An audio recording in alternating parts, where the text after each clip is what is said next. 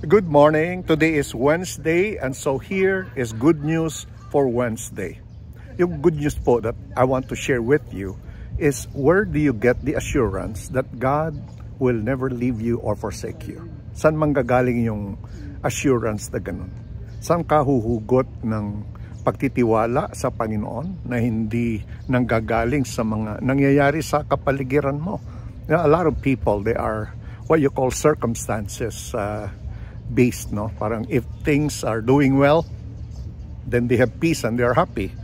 But if things aren't doing well around them, then yung kanilang peace, yung kanilang security are greatly affected. And that's why today I want to share good news sa atin. The good news comes from Psalm 89. Alam po ninyo, if you have an opportunity to read Psalm 89, you will discover yung first 35 verses. Talagang God, in no doubt, no, talagang He gives a very, very strong assurance. Sabi niya, if you put your faith in me, if you are part of the people who are in covenant with Him, if you are someone who acknowledges si Yahweh bilang Diyos at tagapagligtas mo, then you can rest assured. Ano man ang mangyari sa mundo, you can rest assured that God will never turn His back away from you. Yes, God will discipline you when you do wrong and refuse to repent. Yes, out of love, si Lord, aayusin ka niya. But whatever happens to you when you are in covenant relationship with God through His Davidic King, talagang you can have assurance. And that's why the good news about doubt is, you know, you can face every difficult circumstances. You can face everything, anything. Lahat ng sakuna, lahat ng trahedya, lahat ng mga catastrophes, mga bagyo na maaaring mangyari sa buhay ng tao. You can face sickness, you can face life, you can face death, you can face failure, whatever it is that could make people doubt God. You can face them all. Why?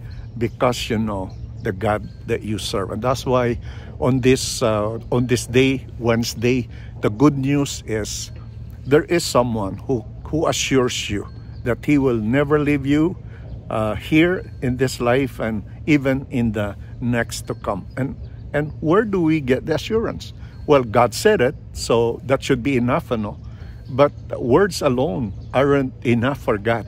The Lord provides a historical event, something that really happened in history. And you know what that is? Well, the Christ event.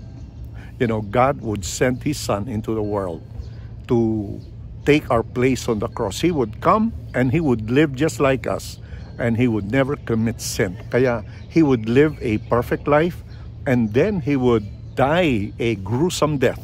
And why would He die? Did He sin? Was He guilty of anything? Well, no. Well, Jesus is without fault or sin. He never did anything wrong. He never violated a command of God. He always submitted to the will of His Father. So why would He die? Why would He be crucified? Well, the Bible calls it, or theologians call it, substitutionary atonement. Namatay siya para sa iba. It's not because of His own sin, but because of your sin and my sin.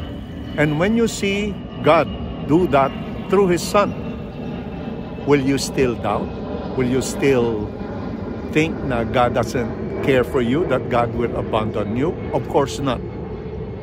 But of course, there are a lot of people who, because of problems that they encounter, they begin to entertain doubt in their hearts. You know, the problem is they took their eyes away from the cross, from Christ, and they started to look at the problems, and they made itong temptation to doubt God the final word for them. Or if you are doubting, if you are beginning to live in discouragement, today I urge you to look back at the cross. Look back at the cross and be reminded that the God who created the universe and the God who sent His Son to take your place on the cross, wow, is calling you back to Him today. So, for good news, Wednesday, no place for doubt, but we will trust in the Lord no matter what. You know, sabi sa Psalm, one of the Psalms, sabi niya, those who trust in the Lord are like Mount Zion, which cannot be moved. They cannot be shaken. So the world is shaken every day, every time something happens, every time a news is heard. I mean, everyone is shaken. But there are people who do not need to be shaken.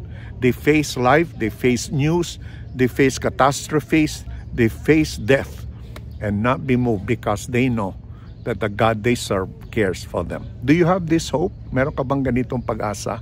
If you do not have, I urge you to put your trust in the Lord today so that you will have a tool to overcome the doubts that come like arrows that would hit your mind and your heart. Keep looking at Jesus. God bless you.